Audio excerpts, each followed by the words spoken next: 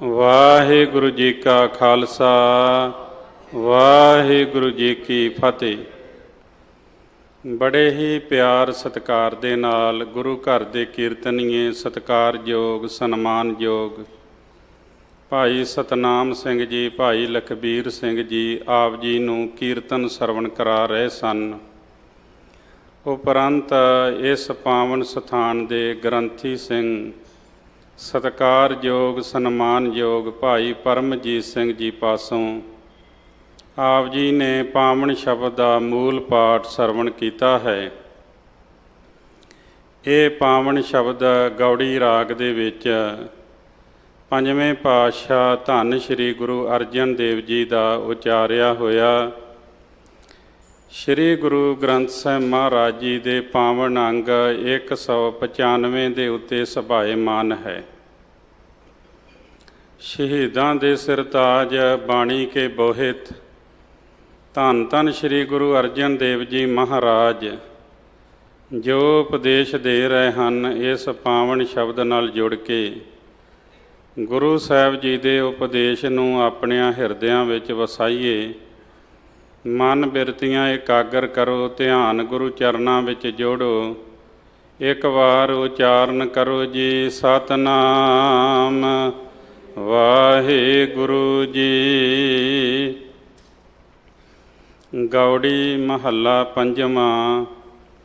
ਜਿਸ ਕਾ ਦੀਆ ਪਹਿਨੈ ਖਾਏ, ਤਿਸ ਸਿਉ ਆਲਸ ਕਿਉ ਬਨੈ ਮਾਏ।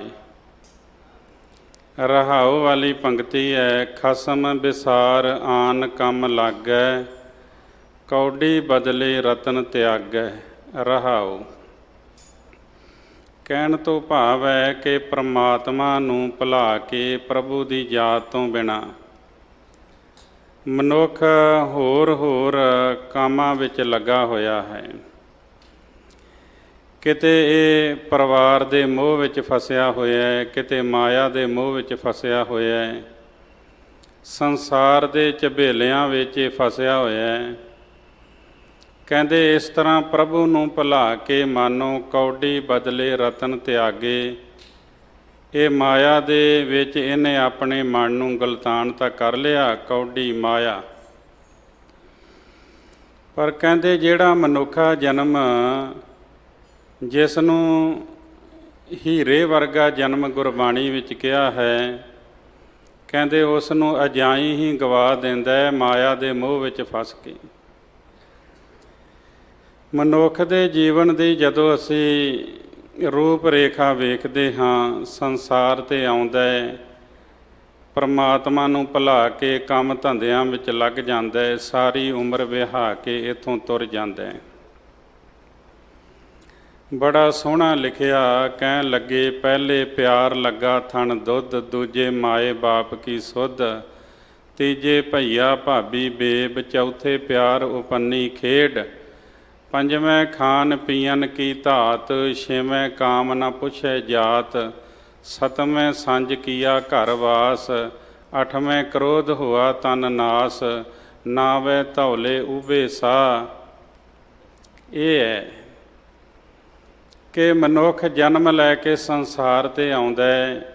ਪਹਿਲਾਂ ਮਾਂ ਦੇ ਦੁੱਧ ਨਾਲ ਪਿਆਰ ਬਣਦਾ ਹੈ, ਫਿਰ ਮਾਤਾ ਪਿਤਾ ਦੀ ਪਛਾਣ ਹੁੰਦੀ, ਰਿਸ਼ਤੇਦਾਰਾਂ ਦੀ ਪਛਾਣ ਹੁੰਦੀ ਹੈ, ਖੇਡਣ ਦੇ ਨਾਲ ਪਿਆਰ ਬਣ ਜਾਂਦਾ ਹੈ, ਫਿਰ ਖਾਣ ਪੀਣ ਵਾਲੇ ਪਦਾਰਥਾਂ ਵਿੱਚ ਰੁਚੀ ਵੱਧਦੀ ਹੈ, ਫਿਰ ਵਿਕਾਰ ਇਹਦੇ ਜੀਵਨ ਵਿੱਚ ਪ੍ਰਭਾਵ ਪਾਉਂਦੇ ਨੇ। ਮਾਤਾ ਪਿਤਾ ਇਹਦਾ ਵਿਆਹ ਆਨੰਦ ਕਾਰਜ ਕਰ ਦਿੰਦੇ, ਪਰਿਵਾਰ ਵਿੱਚ ਵਾਧਾ ਹੁੰਦਾ ਹੈ, ਸਰੀਰ ਵਿੱਚ ਫਿਰ ਕ੍ਰੋਧ ਉਤਪੰਨ ਹੋ ਜਾਂਦਾ ਹੈ।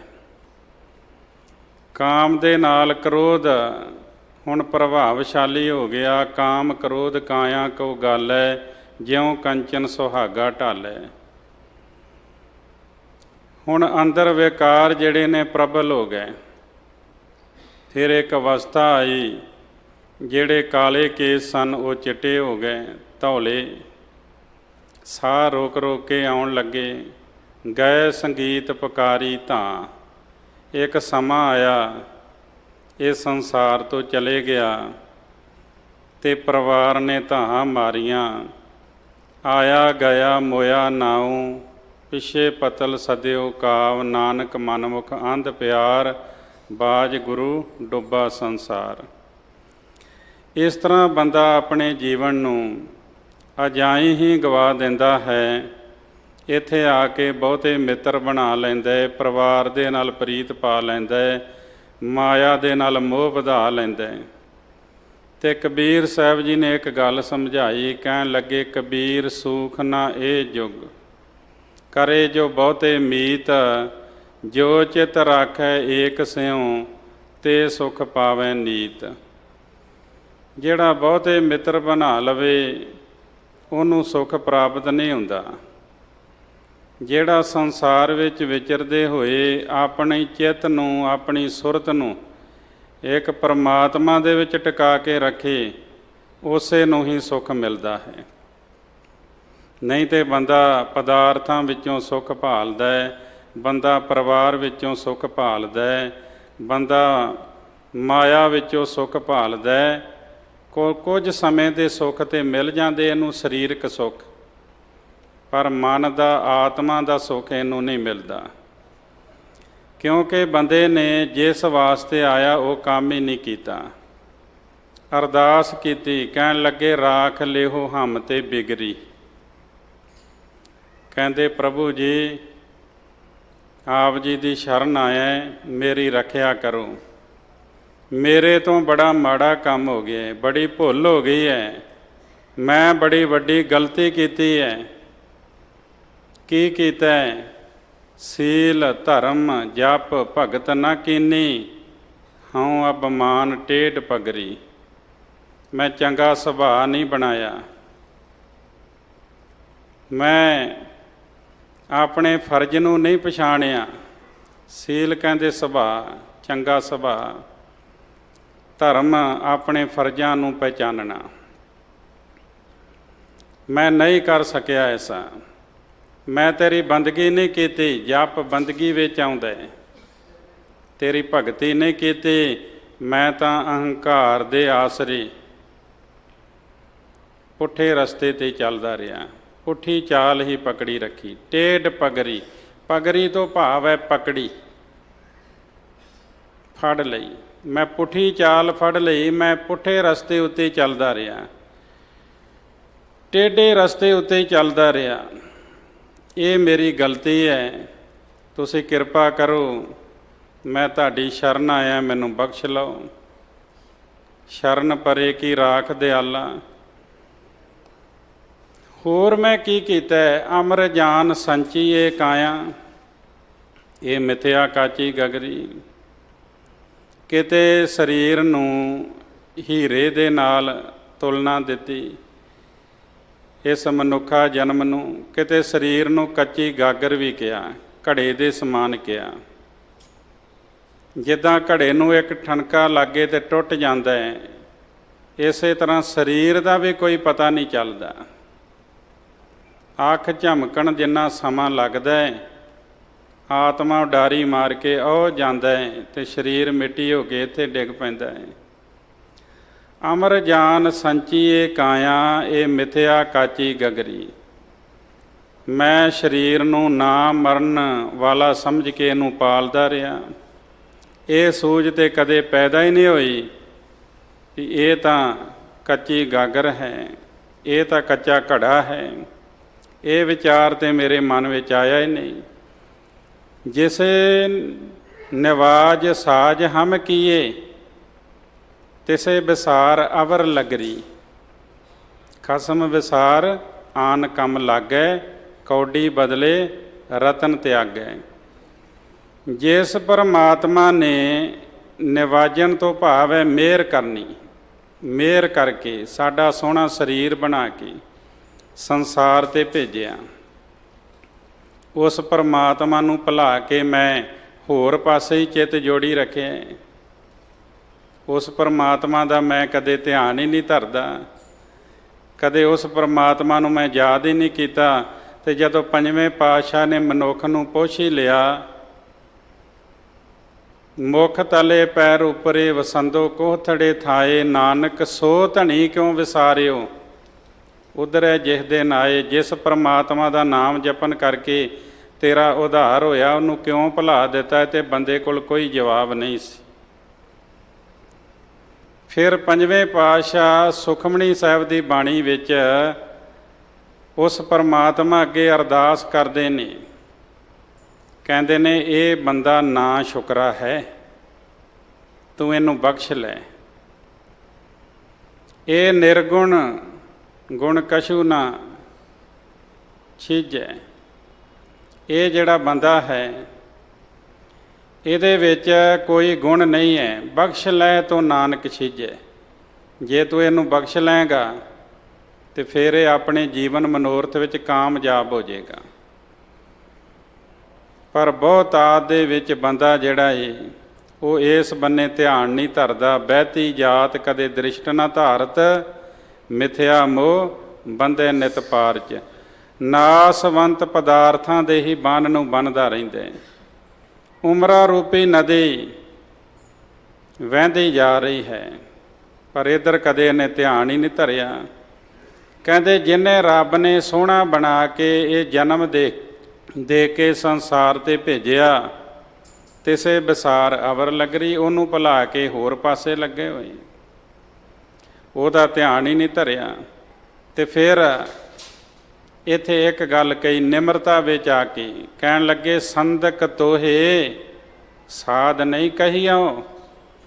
ਕਹਿਣ ਲੱਗੇ ਸੰਦਕ ਭਾਵ ਸੰਨ ਲਾਉਣ ਵਾਲਾ। ਤੇ ਸੰਨ ਲਾਉਣ ਵਾਲਾ ਕੌਣ ਹੁੰਦਾ? ਚੋਰ।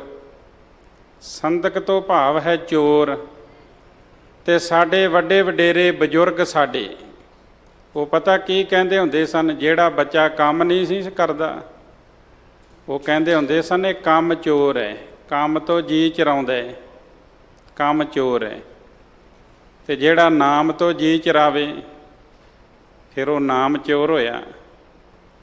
ਵੀ ਨਾਮ ਜਪਣ ਵਾਲੇ ਆਉਂਦਾ ਹੀ ਨਹੀਂ ਹੈ। ਹੋਰ ਕੰਮ ਕਰਨ ਦੇ ਵਿੱਚ ਬੜਾ ਉਦਮੀ ਬਣਦਾ ਹੈ, ਤੇ ਜਦੋਂ ਨਾਮ ਜਪਣਾ ਉਦੋਂ ਇਹਨੂੰ ਆਲਸ ਆ ਜਾਂਦੀ ਹੈ। ਰੱਬ ਜੀ ਮੈਂ ਤੇਰਾ ਚੋਰ ਹਾਂ, ਸੰਦਕ ਤੋਹੇ ਸਾਧ ਨਹੀਂ ਕਹੀਓ। ਸਾਧ ਕਹਿੰਦੇ ਭਲੇ ਪੁਰਸ਼ ਨੂੰ, ਤੇ ਮੈਂ ਭਲਾ ਪੁਰਸ਼ ਨਹੀਂ ਅਖਵਾ ਸਕਦਾ। ਮੈਂ ਤੇ ਤੇਰਾ ਚੋਰ ਹੈ, ਮੈਂ ਤੇ ਨਾਮ ਹੀ ਨਹੀਂ ਜਪਿਆ, ਮੈਂ ਤੇ ਭਗਤੀ ਨਹੀਂ ਕੀਤੀ। ਕਹਿੰਦੇ ਸ਼ਰਨ ਪਰੇ ਤੁਮਰੀ ਪਗਰੀ। ਤੇ ਹੁਣ ਮੈਂ ਤੇਰੇ ਪਗਰੀ ਤੋਂ ਭਾਵ ਇੱਥੇ ਪੱਗ ਕਹਿੰਦੇ ਪੈਰ, ਪੈਰ ਗੁਰੂ ਸਾਹਿਬ ਜੀ ਦੇ ਤੇ ਪ੍ਰਮਾਤਮਾ ਦੇ ਆਪਾਂ ਕਹਾਂਗੇ ਚਰਨ। ਮੈਂ ਤੇਰੇ ਚਰਨਾਂ ਦੀ ਸ਼ਰਨ ਵਿੱਚ ਆ ਗਿਆ ਹਾਂ। ਤੇ ਕੀ ਆਖਿਆ? ਕਹਿ ਕਬੀਰ ਬੇਨਤੀ ਸੁਣਿਓ, ਮਤ ਘਾਲੋ ਜਮ ਕੀ ਖਬਰੀ। ਮੈਨੂੰ ਉੱਥੇ ਨਾ ਭੇਜਿਓ ਜਿੱਥੇ ਜਮ ਸੋਏ ਲੈਣ, ਜਿੱਥੇ ਜਮ ਖਬਰ ਲੈਣ, ਜਿੱਥੇ ਜਮਾਂ ਦੀ ਤਾੜ ਨਾ ਹੋਵੇ, ਮੈਨੂੰ ਉੱਥੇ ਨਾ ਭੇਜਿਓ। ਭਾਵ ਮੈਨੂੰ ਜਨਮ ਮਰਨ ਤੋਂ ਮੁਕਤ ਕਰ ਲਓ, ਮੈਂ ਆਪ ਜੀ ਦੀ ਸ਼ਰਨ ਵਿੱਚ ਆ ਗਿਆ। ਇਹ ਗੱਲ ਠੀਕ ਹੈ ਕਿ ਮੈਂ ਆਪ ਜੀ ਦਾ ਨਾਮ ਨਹੀਂ ਜਪਿਆ, ਮੈਂ ਭਗਤੀ ਨਹੀਂ ਕੀਤੀ, ਮੈਂ ਹੋਰ ਕੰਮਾਂ ਵਿੱਚ ਲੱਗਾ ਰਿਹਾ, ਪਰ ਹੁਣ ਮੈਂ ਬੇਨਤੀ ਕਰਦਾ, ਮੈਂ ਤੁਹਾਡੀ ਸ਼ਰਨ ਵਿੱਚ ਆ ਗਿਆ ਤੇ ਮੈਨੂੰ ਬਖਸ਼ ਲਓ। ਇਸ ਤਰ੍ਹਾਂ ਬੰਦਾ ਹੋਰ ਕੰਮਾਂ ਵਿੱਚ ਆਪਣਾ ਜੀਵਨ ਗਵਾ ਦਿੰਦਾ ਹੈ। ਰੈਨ ਗਵਾਈ ਸੋਏ ਕੈ, ਦਿਵਸ ਗਵਾਇਆ ਖਾਏ, ਰਾਤ ਸੌਂ ਕੇ ਬਤੀਤ ਕਰ ਦਿੱਤੀ, ਤੇ ਦਿਨ ਖਾਣ ਪੀਣ ਵਾਲੇ ਪਦਾਰਥਾਂ ਵਿੱਚ ਲੱਗ ਕੇ ਬਤੀਤ ਹੋ ਗਿਆ।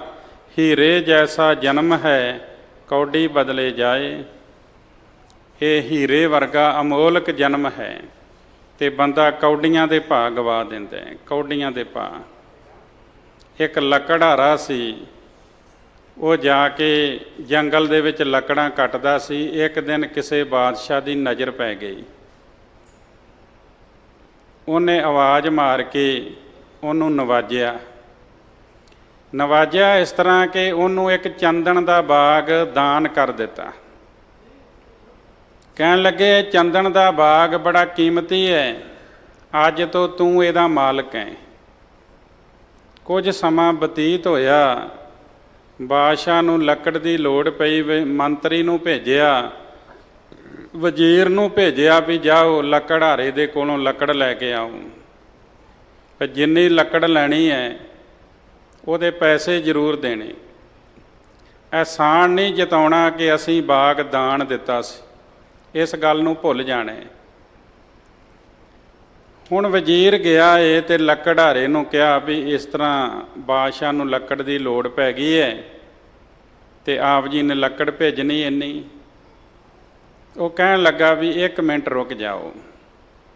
ਉਹ ਅੰਦਰ ਗਿਆ, ਕੁਹਾੜਾ ਆਪਣਾ ਕੱਢ ਕੇ ਲਿਆਇਆ, ਉਹਦੇ ਵਿੱਚੋਂ ਦਸਤਾ ਉਖੇੜਿਆ, ਜਿਹੜਾ ਲੱਕੜ ਦਾ ਦਸਤਾ ਸੀ। ਉਹ ਦਸਤਾ ਵਜ਼ੀਰ ਦੇ ਹੱਥ ਵਿੱਚ ਦੇ ਦਿੱਤਾ ਤੇ ਨਾਲ ਕਹਿ ਦਿੱਤਾ ਵੀ ਇਸ ਤੋਂ ਇਲਾਵਾ ਹੋਰ ਕੋਈ ਲੱਕੜ ਨਹੀਂ ਹੈਗੀ। ਵਜ਼ੀਰ ਹੈਰਾਨ ਹੋ ਗਿਆ ਵੀ ਤੈਨੂੰ ਬਾਗ ਦਾਨ ਕੀਤਾ ਇੰਨਾ ਵੱਡਾ, ਤੂੰ ਇੰਨਾ ਬੇਈਮਾਨ ਹੋ ਗਿਆ ਕਿ ਹੁਣ ਲੱਕੜ ਦੇਣ ਤੋਂ ਇਨਕਾਰ ਕਰਨੇ। ਕਹਿੰਦੇ ਇੰਨਾ ਵੱਡਾ ਬਾਗ ਦਿੱਤੇ, ਤੂੰ ਕਹਿੰਦਾ ਲੱਕੜ ਨਹੀਂ ਹੈਗੀ। ਕਹਿਣ ਲੱਗੇ ਲੱਕੜ ਇਹੀ ਹੈ ਜਿਹੜੀ ਮੈਂ ਤੁਹਾਨੂੰ ਦੇ ਦਿੱਤੀ। ਕਹਿੰਦੇ ਬਾਕੀ ਕਿੱਥੇ ਗਈ? ਕਹਿੰਦੇ ਉਹ ਮੈਂ ਕੱਟ ਕੱਟ ਕੇ ਸਾੜ ਕੇ ਕੋਲੇ ਬਣਾ ਕੇ ਵੇਚ ਦਿੱਤੇ ਨੇ। ਤੇ ਜਦੋਂ ਉਸ ਦਸਤੇ ਦਾ ਮੁੱਲ ਵਜ਼ੀਰ ਨੇ ਲੱਕੜਹਾਰੇ ਦੇ ਹੱਥ ਉੱਤੇ ਰੱਖਿਆ ਤੇ ਲੱਕੜਹਾਰਾ ਮੱਥੇ ਉੱਤੇ ਹੱਥ ਮਾਰ ਕੇ ਪਛਤਾਉਣ ਲੱਗਾ ਕਿ ਐਨੀ ਕੀਮਤੀ ਲੱਕੜ ਤੇ ਮੈਂ ਕੋਲਿਆਂ ਦੇ ਭਾਅ ਗਵਾ ਦਿੱਤੀ। ਸਾਹਿਬ ਜੀ ਕਹਿੰਦੇ ਹੀਰੇ ਜੈਸਾ ਜਨਮ ਹੈ ਕੌਡੀ ਬਦਲੇ ਜਾਏ। ਕਹਿੰਦੇ ਹੀਰੇ ਤੋਂ ਵੀ ਅਮੋਲਕ ਇਹ ਮਨੁੱਖਾ ਜਨਮ ਹੈ। ਹੀਰੇ ਦਾ ਤੇ ਫਿਰ ਵੀ ਮੁੱਲ ਪੈ ਗਿਆ, ਮੁੱਲ ਦੇ ਕੇ ਮਿਲ ਜਾਂਦਾ ਹੀਰਾ, ਪਰ ਮਨੁੱਖਾ ਜਨਮ ਮੁੱਲ ਦੇ ਕੇ ਨਹੀਂ ਜੇ ਮਿਲਦਾ। ਇਹ ਰੱਬ ਦੀ ਮਿਹਰ ਹੈ, ਇਹ ਰੱਬ ਦੀ ਬਖਸ਼ਿਸ਼ ਹੈ। ਬੜੇ ਦੇਵਤੇ ਲੋਕ ਵੀ ਤਰਸਦੇ ਨੇ, ਇਸ ਦੇਹੀ ਕੋ ਸਿਮਰੈ ਦੇਵ ਸੋ ਦੇਹੀ ਭਜ ਹਰ ਕੀ ਸੇਵ। ਉਹ ਵੀ ਕਹਿੰਦੇ ਸਾਨੂੰ ਮਨੁੱਖਾ ਜਨਮ ਮਿਲੇ, ਪਰ ਵੱਡੇ ਭਾਗਾਂ ਨਾਲ ਮਿਲਦਾ ਹੈ। 184 ਭਰਮ ਤੇ ਦੁਲਭ ਜਨਮ ਪਾਇਓ ਏ, ਨਾਨਕ ਨਾਮ ਸੰਭਾਲ ਤੂੰ ਮੂੜੇ 100 ਦਿਨ ਨੇੜਾ ਆਏ ਹੋਏ। ਘੜੀ ਦੀ ਸੂਈ ਸਾਨੂੰ ਲੱਗਦੀ ਹੈ ਬੜੀ ਹੌਲੀ ਹੌਲੀ ਚੱਲਦੀ ਹੈ, ਅਸਲ ਵਿੱਚ ਬੜੀ ਤੇਜ਼ ਹੈ। ਬੰਦਾ ਉੱਥੇ ਹੀ ਖੜਾ ਹੈ, ਇਹ ਤੇ ਚੱਲਦੀ ਰਹਿੰਦੀ ਹੈ, ਇਹ ਤੇ ਰੁਕਦੀ ਨਹੀਂ ਹੈ।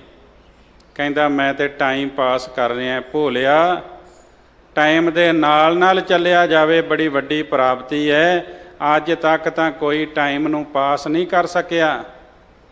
ਟਾਈਮ ਸਾਰਿਆਂ ਨੂੰ ਪਾਸ ਕਰਕੇ ਅੱਗੇ ਲੰਘਦਾ ਜਾ ਰਿਹਾ ਹੈ। ਰਹੀ ਵਾਸਤੇ ਘੱਤ ਸਮੇਂ ਨੇ ਇੱਕ ਨ ਮੰਨੀ, ਫੜ ਰਹੀ ਤਰੀਕ ਸਮੇਂ ਖਿਸਕਾਈ ਕੰਨੀ। ਤਿਰਖੇ ਉਸ ਦੇ ਵੇਗ ਲੰਘ ਗਿਆ ਬੰਨੋ ਬੰਨੀ। ਇਹ ਰੁਕਦਾ ਨਹੀਂ ਹੈ ਸਮਾਂ, ਇਹ ਆਪਣੀ ਚਾਲ ਚੱਲਦਾ ਜਾ ਰਿਹਾ ਹੈ। ਇਹਦੇ ਨਾਲ ਨਾਲ ਵੀ ਚੱਲਿਆ ਜਾਵੇ ਤੇ ਬੜੀ ਵੱਡੀ ਪ੍ਰਾਪਤੀ ਸਮਝੋ। ਹੁਣ ਹੀਰੇ ਵਰਗਾ ਜਿਹੜਾ ਜਨਮ ਹੈ, ਕੌਡੀਆਂ ਦੇ ਭਾਅ ਬੰਦਾ ਗਵਾ ਦਿੰਦਾ ਹੈ। ਕੌਡੀਆਂ ਦੇ ਭਾਅ, ਕੌਡੀ ਬਦਲੇ ਤਿਆਗੇ ਰਤਨ, ਛੋੜ ਜਾਏ ਤਾਹੂ ਕਾ ਯਤਨ। ਕੀ ਕਰਦਾ ਹੈ?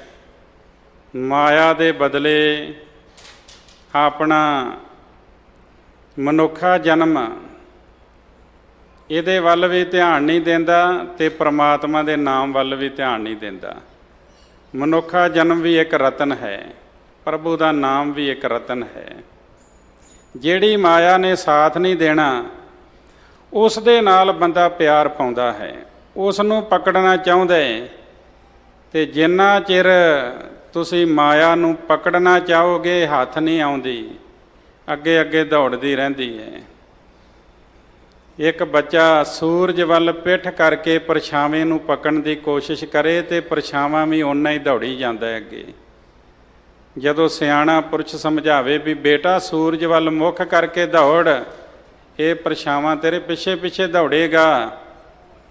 ਤੇ ਬੰਦਾ ਫਿਰ ਉਹ ਬੱਚਾ ਜਦੋਂ ਸੂਰਜ ਵੱਲ ਮੁੱਖ ਕਰਕੇ ਦੌੜਦਾ ਤੇ ਪਰਛਾਵਾਂ ਵੀ ਪਿੱਛੇ ਪਿੱਛੇ ਦੌੜਦਾ ਹੈ। ਜਿੰਨਾ ਚਿਰ ਅਸੀਂ ਗੁਰੂ ਦੇ ਗਿਆਨ ਰੂਪੀ ਸੂਰਜ ਵੱਲ ਪਿੱਠ ਕੀਤੀ ਹੋਈ ਹੈ, ਇਹ ਮਾਇਆ ਜਿਹੜੀ ਹੈ ਸਾਡੀ ਪਕੜ ਵਿੱਚ ਨਹੀਂ ਆਏਗੀ। ਜਦੋਂ ਅਸੀਂ ਗੁਰੂ ਦੇ ਗਿਆਨ ਰੂਪੀ ਸੂਰਜ ਵੱਲ ਮੁੱਖ ਕਰ ਲਾਂਗੇ, ਇਹ ਸਾਡੇ ਪਿੱਛੇ ਲੱਗ ਜਾਏਗੀ, ਦਾਸੀ ਬਣ ਜਾਏਗੀ। ਮਾਇਆ ਦਾਸੀ ਭਗਤਾਂ ਕੀ ਕਾਰ ਕਮਾਏ। ਪਰ ਬੰਦਾ ਮਾਇਆ ਦੇ ਪਿੱਛੇ ਦੌੜਦਾ ਹੈ। ਸੋ ਸੰਚੈ ਜੋ ਹੋਸ਼ੀ ਬਾਤ, ਉਹ ਮਾਇਆ ਇਕੱਠੀ ਕਰਦਾ ਹੈ ਜਿਹਦੀ ਗੱਲ ਬਾਤ ਵੀ ਹੋਸ਼ੀ ਹੈ, ਥੋੜ੍ਹੀ ਹੈ। ਤੇ ਬੰਦੇ ਨੇ ਕੀ ਇਕੱਠਾ ਕਰਨਾ ਸੀ? ਨਾਮ ਧਨ ਇਕੱਠਾ ਕਰਨਾ ਸੀ। ਮਾਇਆ ਮੋਇਆ ਟੇਢੋ ਜਾਤ, ਮਾਇਆ ਦੇ ਮੋਹ ਵਿੱਚ ਫਸਿਆ ਹੋਇਆ ਆਕੜ ਆਕੜ ਕੇ ਤੁਰਦਾ ਹੈ। ਭਾਵ ਆਪਣੇ ਮਨ ਦੇ ਅਨੁਸਾਰ ਤੁਰਦਾ ਹੈ, ਮਨ ਦੇ ਪਿੱਛੇ ਚੱਲਦਾ ਹੈ। ਮਾਇਆ ਮੋਇਆ ਟੇਢੋ ਜਾਤ। ਤੇ ਕਬੀਰ ਸਾਹਿਬ ਜੀ ਬੜਾ ਸੋਹਣਾ ਲਿਖਦੇ ਨੇ, ਕਹਿੰਦੇ ਕਬੀਰ ਸਾਰਿਆਂ ਨੂੰ ਸ਼੍ਰੋਮਣੀ ਭਗਤ ਨੇ। ਕਬੀਰਾ ਏਕ ਚੰਪੋ ਦੇਖਿਓ ਹੀਰਾ ਹਾਟ ਬਿਕਾਏ, ਬਣ ਜਨ ਹਾਰੇ ਬਾਹਰਾ ਕੌਡੀ ਬਦਲੇ ਜਾਏ। ਹੀਰਾ ਹੱਟੀਆਂ ਤੇ ਨਹੀਂ ਵਿਕਦਾ, ਪਰ ਜੇ ਵਿਕੇ ਤੇ ਅਚਰਜ ਗੱਲ ਹੈ ਨਾ। ਇਸੇ ਤਰ੍ਹਾਂ ਮਨੁੱਖਾ ਜਨਮ ਜਿਹੜਾ ਹੈ, ਹੱਟੀ ਤੇ ਵਿਕਣ ਦਾ ਭਾਵ ਹੈ ਕਿ ਅਵਿਆਰਥ ਹੀ ਜਾ ਰਿਹਾ, ਅਕਾਰਥ ਜਾ ਰਿਹਾ। ਇਹਦੀ ਕਦਰ ਕੀਮਤ ਜਿਹੜੀ ਉਹ ਮਨੁੱਖ ਨੇ ਸਮਝੀ ਨਹੀਂ ਹੈ। ਇਹਦੀ ਕਦਰ ਕੀਮਤ ਨੂੰ ਸਮਝਣਾ ਸੀ।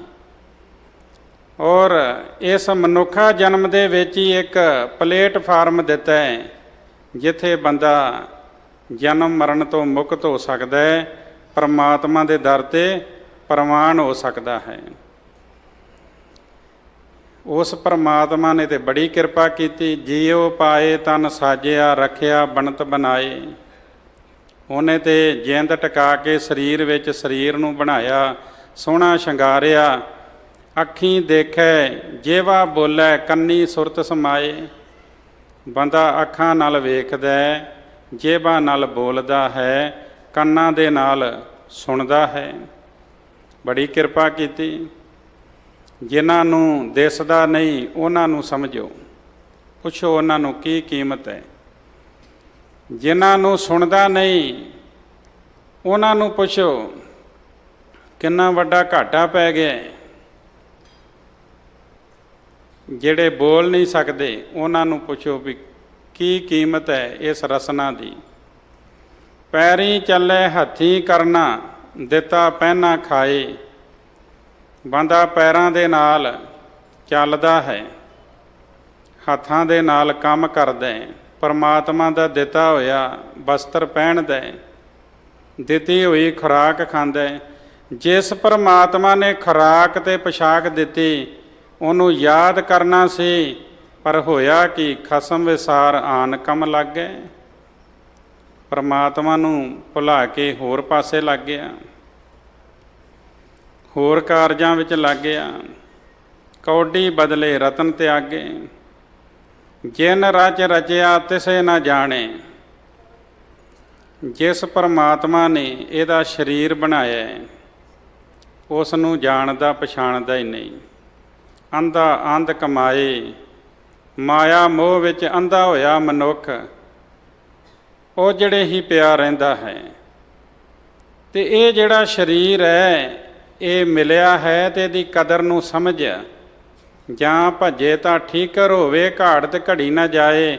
ਇੱਕ ਵਾਰੀ ਟੁੱਟ ਗਿਆ ਨਾ, ਜਿੱਦਾਂ ਘੜਾ ਟੁੱਟਦਾ ਤੇ ਠੀਕਰੀਆਂ ਹੋ ਜਾਂਦਾ, ਮੁੜ ਕੇ ਉਹ ਘੜਾ ਨਹੀਂ ਬਣਦਾ। ਜਿਸ ਦਿਨ ਇਹ ਤੇਰਾ ਸਰੀਰ ਰੂਪੀ ਘੜਾ ਟੁੱਟ ਗਿਆ, ਠੀਕਰੇ ਹੋ ਗਏ, ਫਿਰ ਦੁਬਾਰਾ ਇਹਦੀ ਬਣਤ ਨਹੀਂ ਹੋ ਬਣਨੀ। ਨਾਨਕ ਗੁਰ ਬਿਨ ਨਾਹੇ ਪਤ, ਪਤ ਬਿਨ ਪਾਰ ਨਾ ਪਾਏ। ਗੁਰੂ ਤੋਂ ਬਿਨਾਂ ਮਿਹਰ ਬਖਸ਼ਿਸ਼ ਪ੍ਰਾਪਤ ਨਹੀਂ ਹੁੰਦੀ, ਤੇ ਮਿਹਰ ਬਖਸ਼ਿਸ਼ ਤੋਂ ਬਿਨਾਂ ਮਨੁੱਖ ਇਸ ਭਵ ਸਾਗਰ ਨੂੰ ਤਰ ਨਹੀਂ ਸਕਦਾ। ਬਿਹਤਰ ਇਹ ਹੈ ਕਿ ਜੇ ਪ੍ਰਸਾਦ ਛਤੀ ਅੰਮ੍ਰਿਤ ਖਾਏ, ਤਿਸ ਠਾਕੁਰ ਕੋ ਰੱਖ ਮਨ ਮਾਏ। ਜਿਹਦਾ ਦਿੱਤਾ ਹੋਇਆ 36 ਪ੍ਰਕਾਰ ਦਾ ਭੋਜਨ ਖਾਣੇ, ਉਹਨੂੰ ਆਪਣੇ ਮਨ ਵਿੱਚ ਵਸਾ, ਯਾਦ ਕਰ ਉਹਨੂੰ। ਜੇ ਪ੍ਰਸਾਦ ਬਸੈ ਸੁਖ ਮੰਦਰ, ਤਿਸੇ ਧਿਆਏ ਸਦਾ ਮਨ ਅੰਦਰ। ਜਿਹਦੀ ਕਿਰਪਾ ਦੇ ਨਾਲ ਘਰ ਵਿੱਚ ਸੁੱਖ ਸ਼ਾਂਤ ਨਾਲ ਵਸ ਰਿਹਾ, ਸੁੱਖਾਂ ਭਰਿਆ ਵਾਸ ਮਿਲਿਆ ਹੋਇਆ, ਉਹਨੂੰ ਆਪਣੇ ਹਿਰਦੇ ਵਿੱਚ ਧਿਆਉਣਾ ਕਰ। ਜੇ ਪ੍ਰਸਾਦ ਪਾਟ ਪਟੰਬਰ ਹੰਢਾਵੇਂ, ਤਿਸ ਕੋ ਸਿਮਰਤ ਪਰਮਗਤ ਪਾਵੇਂ। ਜਿਹਦੀ ਕਿਰਪਾ ਨਾਲ ਸੋਹਣੇ ਕੱਪੜੇ ਪਾਉਣੇ ਸਰੀਰ 'ਤੇ, ਉਹਨੂੰ ਸਿਮਰਿਆ ਕਰ, ਤੇਰੀ ਆਤਮਿਕ ਅਵਸਥਾ ਉੱਚੀ ਹੋ ਜਾਏਗੀ। ਪਰ ਬੰਦਾ ਸਿਮਰਦਾ ਹੀ ਨਹੀਂ। ਬੰਦਾ ਮਾਇਕ ਪਦਾਰਥਾਂ ਦੇ ਨਾਲ ਹੀ ਲੱਗਾ ਹੋਇਆ ਹੈ, ਇਹਨਾਂ ਖਿਡੌਣਿਆਂ ਨਾਲ ਹੀ ਖੇਡੀ ਜਾ ਰਿਹਾ ਹੈ। ਇੱਕ ਬੱਚਾ ਮਾਂ ਨੂੰ ਕਹਿੰਦਾ, ਮਾਂ ਮੈਨੂੰ ਮੇਲੇ ਲੈ ਕੇ ਚੱਲ, ਅਤੇ ਮਾਂ ਤਿਆਰ ਕਰਕੇ ਬੱਚੇ ਨੂੰ ਮੇਲੇ ਲੈ ਕੇ ਤੁਰ ਪਈ। ਰਸਤੇ ਵਿੱਚ ਜਾਂਦਿਆਂ ਕਹਿੰਦਾ, ਮਾਂ ਮੈਨੂੰ ਮਠਿਆਈ ਖਿਲਾਏਗੀ ਨਾ? ਕਹਿੰਦੀ, ਹਾਂ ਪੁੱਤ ਜ਼ਰੂਰ ਖਿਲਾਵਾਂਗੀ। ਕਹਿੰਦਾ, ਮੈਨੂੰ ਖਿਡੌਣਾ ਵੀ ਲੈ ਕੇ ਦੇਂਗੀ? ਹਾਂ ਪੁੱਤ ਜ਼ਰੂਰ ਲੈ ਕੇ ਦੇਵਾਂਗੀ। ਮੇਲੇ ਵਿੱਚ ਭੀੜ ਬੜੀ ਸੀ। ਭੀੜ ਵਿੱਚ ਦਾਖਲ ਹੋਏ ਅਤੇ ਬੱਚੇ ਦੇ ਹੱਥ 'ਚੋਂ ਮਾਂ ਦੀ ਉਂਗਲ ਛੁੱਟ ਗਈ। ਬੱਚਾ ਅਲੱਗ ਹੋ ਗਿਆ, ਮਾਂ ਅਲੱਗ ਹੋ ਗਈ। ਬੱਚਾ ਹੁਣ ਭੁੱਬਾਂ ਮਾਰ ਰੋ ਰਿਹਾ। ਕਿਸੇ ਨੂੰ ਦਰਦ ਆਇਆ, ਉਹਨੇ ਬੱਚੇ ਨੂੰ ਚੁੱਕਿਆ, ਚੁੱਪ ਕਰਾਉਣ ਦੀ ਕੋਸ਼ਿਸ਼ ਕੀਤੀ। ਬੱਚਾ ਚੁੱਪ ਨਹੀਂ ਕਰ ਰਿਹਾ। ਉਹਨੂੰ ਮਿਠਾਈ ਦੀ ਦੁਕਾਨ 'ਤੇ ਲੈ ਗਿਆ। ਕਹਿੰਦਾ, ਪੁੱਤ ਮਠਿਆਈ ਖਾ ਲੈ, ਹੁਣੇ ਤੇਰੀ ਮਾਂ ਆ ਜਾਏਗੀ।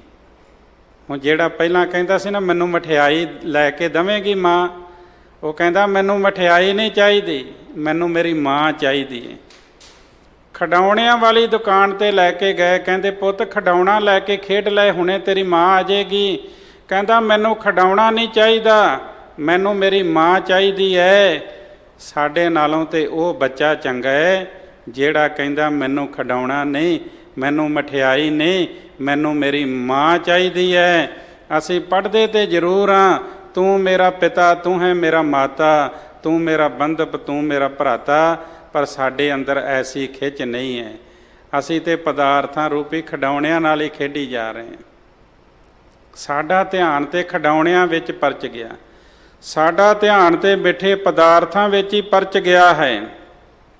ਇਸ ਵਾਸਤੇ ਗੁਰੂ ਜੀ ਕਹਿੰਦੇ, ਜਿੱਥੇ ਤੈਨੂੰ ਰੋਟੀ, ਕੱਪੜਾ ਤੇ ਮਕਾਨ, ਤੇਰੀਆਂ 3 ਲੋੜਾਂ ਪੂਰੀਆਂ ਹੋ ਰਹੀਆਂ ਨੇ ਨਾ, ਤੇ ਉੱਥੇ ਰੱਬ ਦਾ ਧੰਨਵਾਦ ਕਰਿਆ ਕਰ। ਰੱਜ ਰੱਜ ਕੇ ਰੱਬ ਦੇ ਗੁਣ ਗਾਇਆ ਕਰ।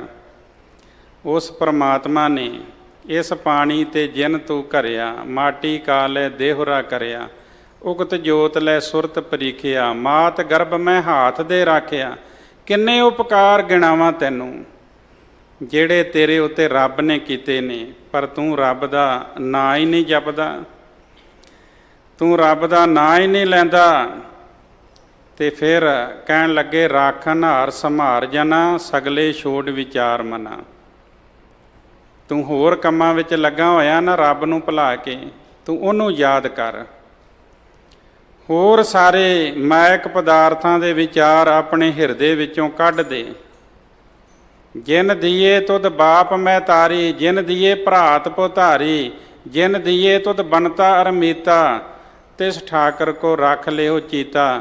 ਜਿਹਨੇ ਤੈਨੂੰ ਮਾਂ ਬਾਪ ਦਿੱਤੇ, ਭਰਾ ਦਿੱਤਾ, ਪੁੱਤਰ ਦਿੱਤੇ, ਕਾਮੇ ਦਿੱਤੇ, ਨੌਕਰ ਹਾਲੀ ਹਲ ਚਲਾਉਣ ਵਾਲੇ, ਤੈਨੂੰ ਇਸਤਰੀ ਦਿੱਤੀ, ਤੈਨੂੰ ਮਿੱਤਰ ਦਿੱਤੇ, ਉਸ ਪਰਮਾਤਮਾ ਨੂੰ ਚਿੱਤ ਵਿੱਚ ਵਸਾ ਕੇ ਰੱਖ, ਉਹਨੂੰ ਯਾਦ ਕਰਿਆ ਕਰ, ਉਹਦੇ ਗੁਣ ਗਾਇਆ ਕਰ।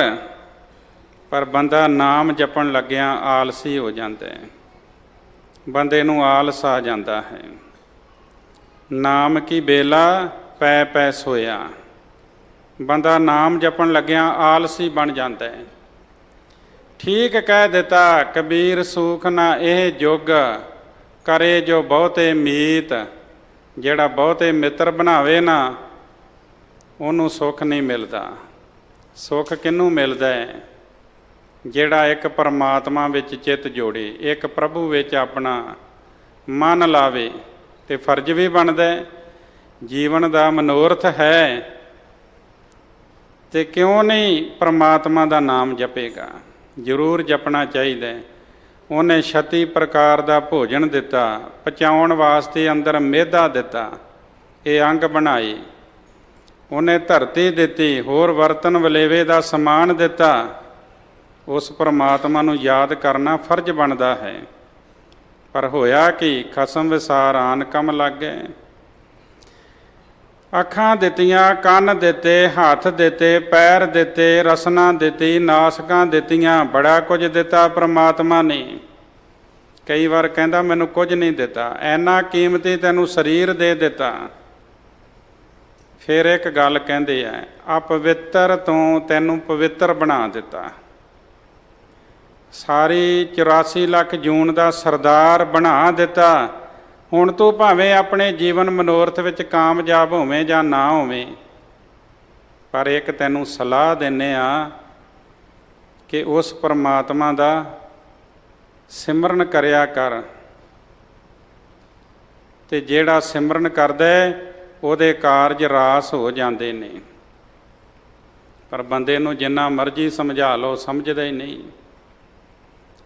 ਇਹ ਮਾਤਾ ਭੈਸਾ ਅਮਹਾ ਜਾਏ, ਇਹਦਾ ਮਨ ਮਸਤ ਝੋਟੇ ਵਾਂਗ ਪੁੱਠੇ ਪਾਸੇ ਹੀ ਜਾਂਦਾ ਹੈ, ਮੁੜਦਾ ਹੀ ਨਹੀਂ ਹੈ। ਟੇਢੀ ਪਾਗ ਟੇਢੇ ਚੱਲੇ ਲਾਗੇ ਬੀਰੇ ਖਾਨ। ਟੇਢੀ ਪੱਗ ਬੰਨ੍ਹਦਾ, ਆਕੜ ਆਕੜ ਕੇ ਤੁਰਦਾ, ਮਾਨਾਂ ਦੇ ਬੀੜੇ ਖਾਂਦਾ।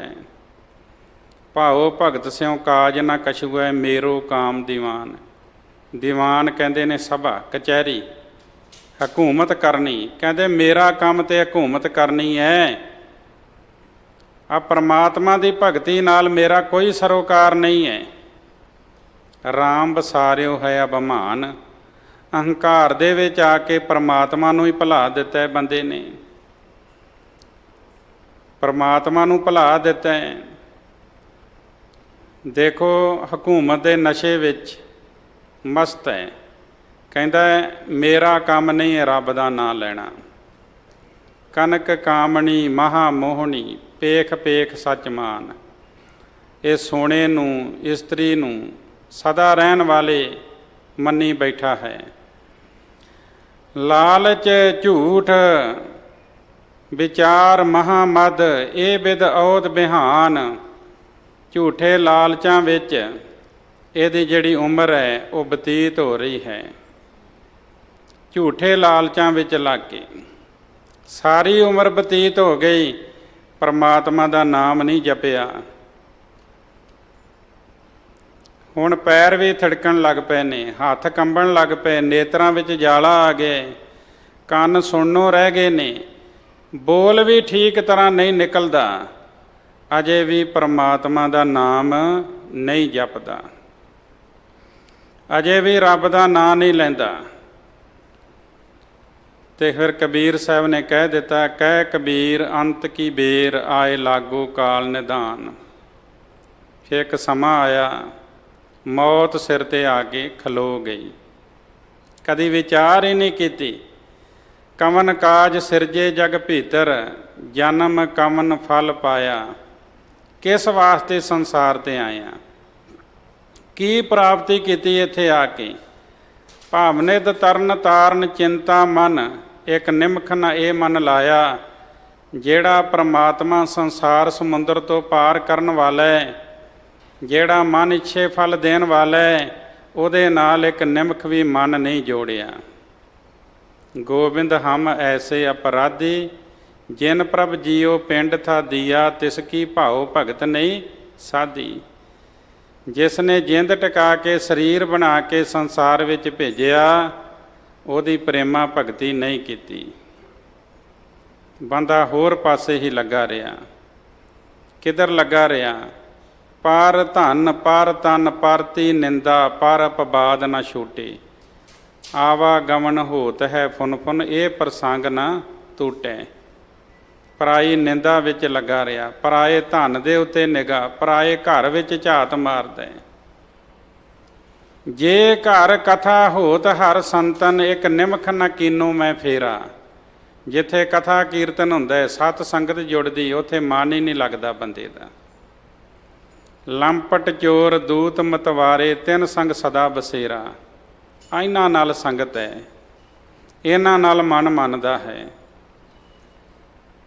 ਵਿਕਾਰਾਂ ਨਾਲ ਮਨ ਗਿੱਝ ਗਿਆ। ਜੁਆਰੀਆਂ ਦੀ ਸੰਗਤ ਕਰ ਲਈ, ਨਿੰਦਕਾਂ ਦੀ ਸੰਗਤ ਕਰ ਲਈ, ਨਸ਼ੇ ਕਰਨ ਵਾਲਿਆਂ ਦੀ ਸੰਗਤ ਕਰ ਲਈ, ਪਰ ਰੱਬ ਦੇ ਪਿਆਰਿਆਂ ਦੀ ਸੰਗਤ ਨਾ ਕੀਤੀ।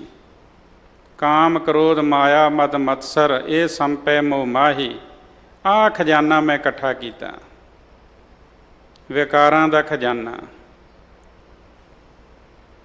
ਹਉਮੈ ਅਹੰਕਾਰ ਦਾ ਖਜ਼ਾਨਾ, ਦਇਆ ਧਰਮ ਅਰ ਗੁਰ ਕੀ ਸੇਵਾ ਇਹ ਸੁਪਨੰਤਰ ਨਾਹੀ। ਦੂਜੇ ਉੱਤੇ ਦਇਆ ਕਰਨੀ, ਆਪਣੇ ਫਰਜ਼ ਨੂੰ ਪਛਾਣਨਾ, ਗੁਰੂ ਦੀ ਸੇਵਾ ਕਰਨੀ, ਇਹ ਤਾਂ ਕਦੇ ਸੁਪਨੇ ਵਿੱਚ ਵੀ ਨਹੀਂ ਸੋਚਿਆ, ਇਹ ਤਾਂ ਕਦੇ ਸੁਪਨੇ ਵਿੱਚ ਵੀ ਨਹੀਂ ਕੀਤਾ। ਦੀਨ ਦਿਆਲ ਕਿਰਪਾਲ ਦਮੋਦਰ ਭਗਤ ਬਸ਼ਲ ਭੈ ਹਾਰੀ, ਕਹਿੰਦੇ ਕਹਿਤ ਕਬੀਰ ਭੀਰ ਜਨ ਰਾਖੋ ਸੇਵਾ ਕਰੂੰ ਤੁਮਾਰੀ। ਮੈਨੂੰ ਹੁਣ ਰੱਖ ਲੈ, ਮੈਂ ਤੇਰੀ ਸੇਵਾ ਭਗਤੀ ਕਰਾਂ। ਜਦੋਂ ਬੰਦੇ ਨੂੰ ਸਮਝ ਆਉਂਦੀ ਹੈ ਨਾ, ਫਿਰ ਪਤਾ ਲੱਗਦਾ ਹੈ ਮੈਂ ਤਾਂ ਬੜਾ ਕੁਝ ਗਵਾ ਲਿਆ ਹੈ, ਮੈਨੂੰ ਤਾਂ ਬੜਾ ਘਾਟਾ ਪੈ ਗਿਆ ਹੈ, ਮੈਂ ਤਾਂ ਬੜਾ ਕੁਝ ਪ੍ਰਾਪਤ ਕਰ ਸਕਦਾ ਸੀ। ਸਾਹਿਬ ਜੀ ਕਹਿਣ ਲੱਗੇ, ਜਿਸ ਖਸਮ ਵਿਸਾਰ ਆਨ ਕਮ ਲਾਗੈ, ਕੌਡੀ ਬਦਲੇ ਰਤਨ ਤਿਆਗੇ। ਤੇ ਕਹਿੰਦੇ ਜਿਸ ਕਾ ਦੀਆ ਪਹਿਨੇ ਖਾਏ, ਜਿਸ ਪਰਮਾਤਮਾ ਦਾ ਦਿੱਤਾ ਹੋਇਆ ਇਹ ਤਨ ਦੇ ਉੱਤੇ ਪਹਿਨਦਾ ਹੈ, ਭੋਜਨ ਖਾਂਦਾ ਹੈ, ਤੇ ਸਿਉ ਆਲਸ ਕਿਉਂ ਬਣੇ ਮਾਏ। ਉਸ ਪਰਮਾਤਮਾ ਦੇ ਨਾਲ ਆਲਸ ਕਰਨੀ ਨਹੀਂ ਫੱਬਦੀ, ਉਹਦਾ ਨਾਮ ਜਪਣ ਲੱਗਿਆਂ ਆਲਸ ਨਹੀਂ ਕਰਨੀ। ਆਲਸ ਕਰਨੀ ਵੀ ਪਾਪ ਹੈ। ਮਹਾਂਭਾਰਤ ਦੇ ਵਿੱਚ 10 ਪਾਪ ਲਿਖੇ ਹੋਏ ਨਾ, ਇੱਕ ਪਾਪ ਇਹ ਵੀ ਹੈ ਕਿ ਨਾਮ ਜਪਣ ਵੇਲੇ, ਪ੍ਰਭੂ ਦਾ ਨਾਮ ਲੈਣ ਵੇਲੇ ਬੰਦਾ ਆਲਸ ਕਰ ਲੈ, ਤੇ ਇਹ ਵੀ ਪਾਪ ਹੈ। ਅੰਮ੍ਰਿਤ ਵੇਲਾ ਬਖਸ਼ਿਆ ਸਾਨੂੰ, ਨਿਤਨੇਮ ਦਿੱਤਾ ਹੈ, ਫਿਰ ਸ਼ਾਮ ਨੂੰ ਸੰਧਿਆ ਦੇ ਸਮੇਂ ਸੋਦਰ ਦੀ ਬਾਣੀ ਦਾ ਪਾਠ, ਫਿਰ ਸੌਣ ਤੋਂ ਪਹਿਲਾਂ ਸੋਹਿਲਾ ਸਾਹਿਬ ਦੀ ਬਾਣੀ ਪੜ੍ਹ ਕੇ ਸੌਣੀ। ਤੇ ਜੇ ਬੰਦਾ ਆਲਸ ਕਰਦਾ ਹੈ, ਮਾਨੋ ਉਹ ਪਾਪ ਕਰ ਰਿਹਾ ਹੈ। ਹੋਰ ਕੰਮ ਕਰਨ ਲੱਗਿਆਂ ਜੇ ਆਲਸ ਨਹੀਂ, ਤੇ ਫਿਰ ਰੱਬ ਦਾ ਨਾਮ ਲੈਣ ਲੱਗਿਆਂ ਆਲਸ ਕਿਉਂ ਆਵੇ ਪਈ। ਤੇ ਨਾਲੇ ਜਿਨ੍ਹਾਂ ਦਿੱਤਾ, ਬੰਦਾ ਥੋੜ੍ਹੀ ਜਿਹੀ ਵਸਤੂ ਕਿਸੇ ਨੂੰ ਦੇ ਦੇ ਨਾ, ਤੇ ਦੂਜਾ ਬੰਦਾ ਉਹਦੇ ਗੁਣ ਗਾਉਂਦਾ ਹੈ। ਤੇ ਰੱਬ ਨੇ ਵੇਖੋ ਮਨੁੱਖਾ ਜਨਮ ਦਿੱਤਾ, ਖੁਰਾਕ ਤੇ ਪੋਸ਼ਾਕ ਦਿੱਤੀ, ਤੇ ਫਰਜ਼ ਬਣਦਾ ਹੈ ਨਾ ਉਹਦੇ ਗੁਣ ਗਾਉਣ ਦਾ। ਤੇ ਫਿਰ ਕਿਉਂ ਆਲਸ ਕਰੇ ਮਨੁੱਖ, ਉਸ ਪਰਮਾਤਮਾ ਦੇ ਗੁਣ ਗਾਵੇ। ਦਿਨ ਰਾਤੀ ਅਰਾਧੋ ਪਿਆਰੋ, ਨਿਮਖ ਨਾ ਕੀਜੈ ਢੀਲਾ। ਉਪਦੇਸ਼ ਤੇ ਇਹ ਹੈ ਕਿ ਦਿਨ ਰਾਤ ਉਹਦਾ ਧੰਨਵਾਦ ਕਰੋ, ਉਹਦੇ ਗੁਣ ਗਾਓ। ਇੱਕ ਥਾਂ ਤੇ ਸ਼ਬਦ ਆਉਂਦਾ ਹੈ, ਕੋਈ ਜਨ ਹਰਿ ਸਿਉ ਦੇਵੈ ਜੋਰ, ਚਰਨ ਗਾਹੋਂ ਬਕੋਂ ਸੁਭ ਰਸਨਾ, ਦੀਜੇ ਪ੍ਰਾਨ ਅਕੋਰ। ਕੋਈ ਮੈਨੂੰ ਪਰਮਾਤਮਾ ਨਾਲ ਮਿਲਾ ਦੇਵੇ, ਮੈਂ ਉਹਦੇ ਪੈਰ ਫੜ ਲਵਾਂਗਾ। ਮੈਂ ਧੰਨਵਾਦ ਕਰਦੇ ਕਰਦੇ ਰਸਨਾ ਦੇ ਨਾਲ ਮਿੱਠੇ ਮਿੱਠੇ ਬੋਲ ਬੋਲਾਂਗਾ। ਬਕੋਂ ਸੁਭ ਰਸਨਾ, ਰਸਨਾ ਨਾਲ ਉਹਦਾ ਧੰਨਵਾਦ ਕਰਾਂਗਾ। ਦੀਜੇ ਪ੍ਰਾਨ ਅਕੋਰ, ਤੇ ਮੇਰੇ ਪ੍ਰਾਣ ਉਹਦੇ ਅੱਗੇ ਭੇਟਾ ਦੇ ਤੌਰ ਤੇ ਦੇ ਦਿੱਤੇ ਜਾਣ। ਇਹ ਉਸ ਮਨੁੱਖ ਦੀ ਗੱਲ ਕੀਤੀ ਜਿਹਦੇ ਰਾਹੀਂ ਪਰਮਾਤਮਾ ਮਿਲਣਾ ਹੈ। ਕਿਸੇ ਸਤ ਸੰਗੀ ਦੇ ਰਾਹੀਂ ਗੁਰੂ ਦੇ ਕੋਲ ਬੰਦਾ ਆਇਆ, ਤੇ ਗੁਰੂ ਦੀ ਕਿਰਪਾ ਦੇ ਨਾਲ ਫਿਰ ਪਰਮਾਤਮਾ ਦੇ ਨਾਲ ਮਿਲਾਪ ਹੋ ਗਿਆ। ਪਰ ਜਿਹਦੀ ਸੰਗਤ ਕਰਕੇ ਉਹ ਗੁਰੂ ਦੀ ਸੰਗਤ ਵਿੱਚ ਆਇਆ ਹੈ, ਉਹਦੇ ਵਾਸਤੇ ਸ਼ਬਦ ਬੋਲੇ, ਮੈਂ ਆਪਣੇ ਪ੍ਰਾਣ ਹੀ ਨਿਸ਼ਾਵਰ ਕਰ ਦਿਆਂ ਉਹਦੇ ਅੱਗੇ। ਤੇ ਜਿੱਥੇ ਫਿਰ ਰੱਬ ਦੀ ਗੱਲ ਆ ਗਈ, ਉੱਥੇ ਬੰਦਾ ਪਿੱਛੇ ਕਿਉਂ ਰਵੇ। ਉੱਥੇ ਰੋਟੀ ਕੱਪੜਾ ਤੇ ਮਕਾਨ ਜਿਹਨੇ ਦਿੱਤਾ ਹੈ, ਉਹਦਾ ਧੰਨਵਾਦ ਕਰਦਿਆਂ ਤੇ ਰਸਨਾ ਥੱਕਣੀ ਹੀ ਨਹੀਂ ਚਾਹੀਦੀ। ਵਾਹਿਗੁਰੂ ਵਾਹਿਗੁਰੂ ਜਪਦਿਆਂ ਬੰਦਾ ਥੱਕੇ ਹੀ ਨਾ। ਇੰਨਾ ਪਿਆਰ ਵਿੱਚ ਆ ਕੇ ਉਸ ਰੱਬ ਦਾ ਨਾਮ ਲਵੇ ਕਿ ਰਸਨਾ ਵੀ ਪਵਿੱਤਰ ਹੋ ਜਾਵੇ ਤੇ ਕੰਨ ਵੀ ਪਵਿੱਤਰ ਹੋ ਜਾਣ। ਤੇ ਜਦੋਂ ਹਿਰਦੇ ਵਿੱਚ ਅੰਦਰ ਪਰਮਾਤਮਾ ਦਾ ਨਾਮ ਜਾਵੇ ਤੇ ਹਿਰਦਾ ਪਵਿੱਤਰ ਹੋ ਜਾਵੇ, ਤੇ ਫਿਰ ਮਨੁੱਖਾ ਜਨਮ ਹੀ ਸਫਲ ਹੋ ਜਾਵੇਗਾ। ਆਖੋ ਸਤਿਨਾਮ ਸ੍ਰੀ ਵਾਹਿਗੁਰੂ। ਸਾਹਿਬ ਜੀ ਕਹਿਣ ਲੱਗੇ, ਜਿਹਦਾ ਦਿੱਤਾ ਬੰਦਾ ਪਹਿਣ ਦਾ ਖਾਂਦਾ ਹੈ, ਉਸ ਪਰਮਾਤਮਾ ਦਾ ਧੰਨਵਾਦ ਕਰਨਾ ਹੈ। ਉਹਦੇ ਨਾਲ ਆਲਸ ਨਹੀਂ ਫੱਬਦੀ। ਕਿਉਂ ਆਲਸ ਬਣੇ ਉਸ ਪਰਮਾਤਮਾ ਨਾਲ? ਬਾਣੀ ਨਹੀਂ ਆਉਂਦੀ। ਉੱਥੇ ਤੇ ਸੁਚੇਤ ਹੋ ਕੇ ਅੰਮ੍ਰਿਤ ਵੇਲੇ ਉੱਠ ਕੇ ਪਰਮਾਤਮਾ ਦਾ ਨਾਮ ਜਪੇ। ਗੁਰੂ ਰਾਮਦਾਸ ਮਹਾਰਾਜ ਨੇ ਇਹ ਸਿੱਖ ਦੀ ਪਰਿਭਾਸ਼ਾ ਦਿੰਦੇ ਹੋਏ ਇਹ ਗੱਲ ਕਹੀ, ਗੁਰ ਸਤਿਗੁਰ ਕਾ ਜੋ ਸਿੱਖ ਅਖਾਏ ਸੋ ਭਲ ਕੇ ਉਠ ਹਰਿ ਨਾਮ ਤੇ ਆਵੇ। ਤੇ ਅਖੀਰ ਵਿੱਚ ਜਾ ਕੇ ਕਹਿਣ ਲੱਗੇ, ਜਨ ਨਾਨਕ ਧੂੜ ਮੰਗੈ ਤਿਸ ਗੁਰ ਸਿੱਖ ਕੀ, ਜੋ ਆਪ ਜਪੈ ਅਵਰੈ ਨਾਮ ਜਪਾਵੇ। ਜਿਹੜਾ ਆਪ ਜਪਦਾ ਤੇ ਦੂਸਰਿਆਂ ਨੂੰ ਜਪਾਉਂਦਾ, ਮੈਨੂੰ ਉਹਦੀ ਚਰਨ ਧੂੜ ਚਾਹੀਦੀ ਹੈ, ਮੈਂ ਲੋਚਦਾ ਹਾਂ। ਅੱਗੇ ਸਾਹਿਬ ਜੀ ਕਹਿੰਦੇ, ਪ੍ਰਭੂ ਤਿਆਗ ਲਾਗਤ ਅਨ ਲੋਭਾ। ਪ੍ਰਭੂ ਨੂੰ, ਰੱਬ ਨੂੰ ਭੁਲਾ ਕੇ ਬੰਦਾ ਹੋਰ ਲਾਲਚਾਂ ਵਿੱਚ ਲੱਗਾ ਹੋਇਆ। ਹੋਰ ਲਾਲਚਾਂ ਵਿੱਚ ਲੱਗਿਆ, ਰੱਬ ਨੂੰ ਭੁਲਾ ਕੇ ਹੋਰ ਲਾਲਚਾਂ ਵਿੱਚ ਲੱਗੇ ਹੋਏ ਆਪਾਂ ਜੇ ਐਸਾ ਜੀਵਨ ਹੈ। ਫਿਰ ਦੂਜੀ ਗੱਲ, ਦਾਸ ਸਲਾਮ ਕਰਤ, ਤੇ ਪ੍ਰਮਾਤਮਾ ਦੀ ਦਾਸੀ ਮਾਇਆ ਨੂੰ ਹੀ ਸਲਾਮਾਂ ਕਰੀ ਜਾ ਰਹੇ ਹਾਂ। ਕਤ ਸ਼ੋਭਾ, ਕਿਤੇ ਥਾਂ ਤੇ ਵੀ ਇਸ ਤਰ੍ਹਾਂ ਸ਼ੋਭਾ ਨਹੀਂ ਮਿਲਦੀ। ਜੇ ਕੋ ਆਪਣੀ ਸ਼ੋਭਾ ਲੋਰੈ, ਸਾਧ ਸੰਗੇ ਹੋਮੇ ਸ਼ੋਰੈ। ਜੇ ਕੋਈ ਚਾਹੁੰਦਾ ਮੇਰੀ ਸ਼ੋਭਾ ਹੋਵੇ ਤੇ ਉਹ ਸਤ ਸੰਗਤ ਵਿੱਚ ਆ ਕੇ ਪਰਮਾਤਮਾ ਦਾ ਨਾਮ ਜਪੇ, ਹੋਮੇ ਦਾ ਤਿਆਗ ਕਰ ਦਵੇ। ਜਦੋਂ ਨਾਮ ਜਪੇਗਾ ਨਾ, ਹੋਮੇ ਨੇ ਆਪੇ ਹੀ ਦੌੜ ਜਾਣਾ ਹੈ। ਜਿੱਦਾਂ ਪ੍ਰਕਾਸ਼ ਤੋਂ ਪਹਿਲਾਂ ਹੀ ਹਨੇਰਾ ਦੌੜ ਜਾਂਦਾ ਹੈ। ਜਿੱਥੇ ਪ੍ਰਭੂ ਦਾ ਨਾਂ, ਉੱਥੇ ਹੋਮੇ ਨਹੀਂ ਰਹਿੰਦੀ, ਤੇ ਜਿੱਥੇ ਹੋਮੇ ਹੈ ਉੱਥੇ ਪਰਮਾਤਮਾ ਦਾ ਨਾਮ ਨਹੀਂ ਜੇ।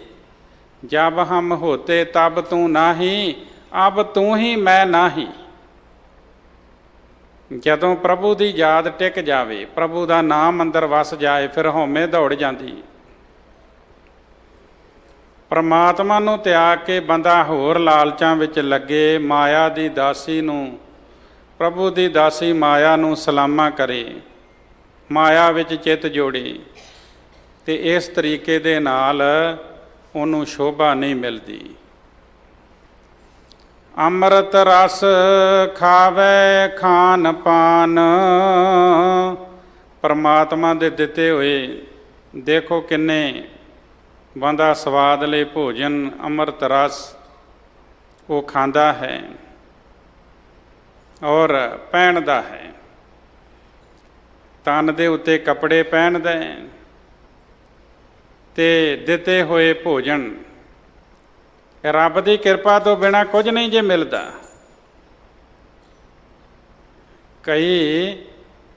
ਕਈ ਪ੍ਰਕਾਰ ਦੇ ਭੋਜਨ ਬਣਾ ਕੇ ਛਕਦੇ ਨੇ, ਤੇ ਕਈਆਂ ਨੂੰ ਕੂੜਾ ਫਰੋਲਣ ਤੇ ਮਜਬੂਰ ਕਰ ਦਿੰਦਾ ਹੈ ਰੱਬ। ਇਹ ਕੋਈ ਰੱਬ ਨੂੰ ਐਸਾ ਵੇਖ ਕੇ ਐਸਾ ਨਹੀਂ ਵੀ ਬੜਾ ਪ੍ਰਸੰਨ ਹੁੰਦਾ ਹੈ, ਵੀ ਬੰਦਿਆਂ ਵਾਂਗੂ ਖਿੜਖਿੜ ਕੇ ਹੱਸਦਾ ਹੈ। ਇਹ ਉਹਦੇ ਕੀਤੇ ਕਰਮਾਂ ਦਾ ਫਲ ਹੁੰਦਾ ਹੈ।